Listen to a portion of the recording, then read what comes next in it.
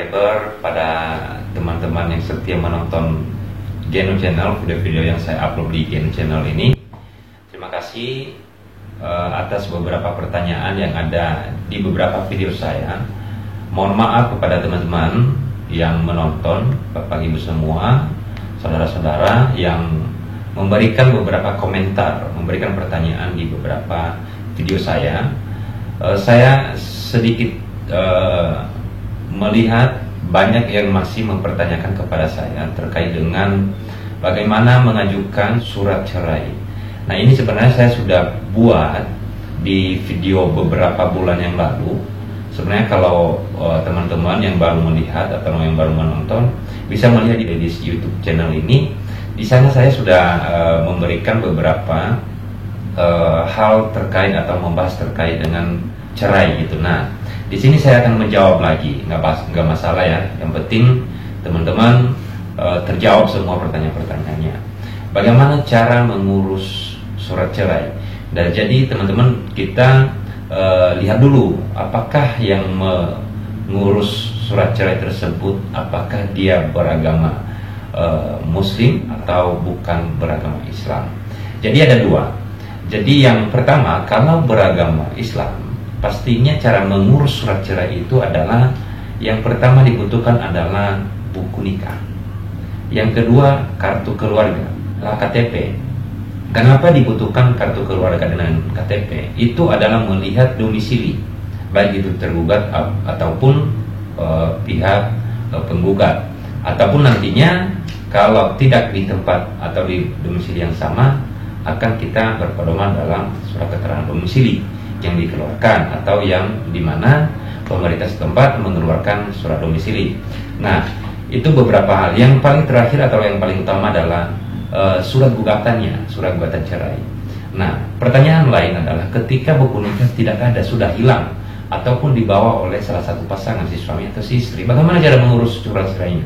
Cara mengurusnya, dan itu bukan menjadi suatu hal yang menyulitkan Bapak Ibu yang mau mengurus surat cerainya, adalah tinggal mendatangi KUA di kecamatan ya. Biasanya ada di wilayah kecamatan ya, di setiap wilayah kecamatan pasti ada KUA untuk mengurus buku nikahnya, fotokopinya minimal ya kan, atau memberikan keterangan terkait bahwa ada terdaftar pernikahan ya, pernikahan Bapak Ibu.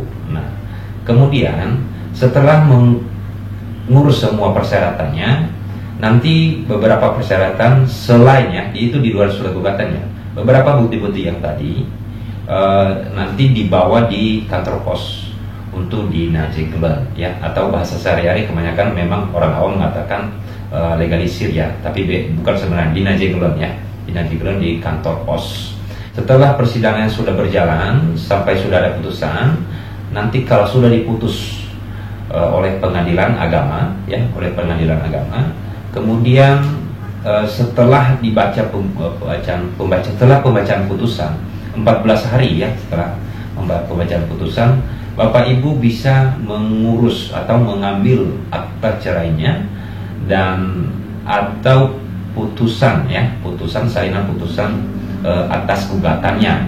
Namun dilihat juga apakah pihak tergugat atau pihak penggugat melakukan banding atau tidak. Kenapa bisa begitu? Karena ketika suatu putusan dilakukan banding, maka akta yang kemudian diharapkan oleh Bapak Ibu belum bisa keluar. Jadi keluarnya adalah atau diterbitkan oleh pengadilan agama setelah pembacaan putusan 14 hari, kemudian tidak ada banding ya, tidak ada menyatakan banding, kemudian putusan tersebut dikatakan bahwa sudah berkekuatan hukum tetap, atau bahasa hukumnya itu adalah ikrah. Nah, kalau bagi yang non muslim, yang dibutuhkan adalah akte nikahnya, KTP-nya, kartu keluarganya, kemudian sebenarnya kalau yang non muslim ini ada akte dari Disdukcapil dan juga ada akte dari gereja sebenarnya ya, dari gereja atau sejenisnya gitu ya. Kemudian sama memang prosedurnya, mengajukan gugatan, mengumpulkan bukti-bukti yang tadi, kemudian dinajiglan juga di kantor pos.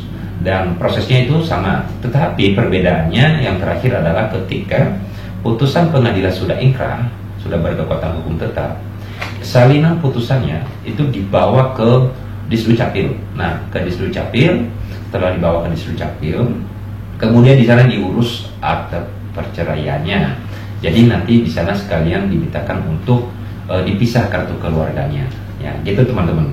Jadi terjawab beberapa pertanyaan-pertanyaan yang ada di video saya sebelumnya. Tetapi satu lagi yang saya lupa, yang kalau sudah ada anak itu harus ada akta lahir ya, akta lahir anak-anak. Kemudian pertanyaan lain adalah apakah di dalam melakukan gugatan cerai boleh enggak digugat juga harta gonogini? Nah, kalau itu sebenarnya boleh saja, tapi boleh juga dipisah. Boleh dipisah, boleh juga sekalian.